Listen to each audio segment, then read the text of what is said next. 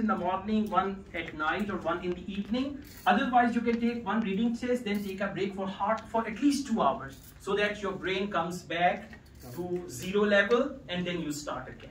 Okay?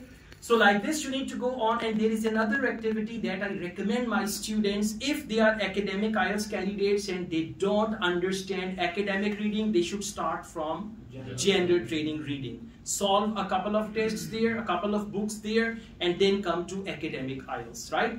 Another activity you guys can do, if you are at a very basic level, you don't even understand what you read.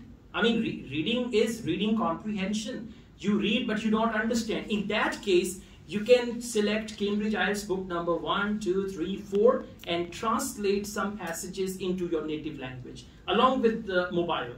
You come across new word, underline the word, type the word, find the meaning of the word, write the meaning down there to improve your comprehension. Comprehension means understanding.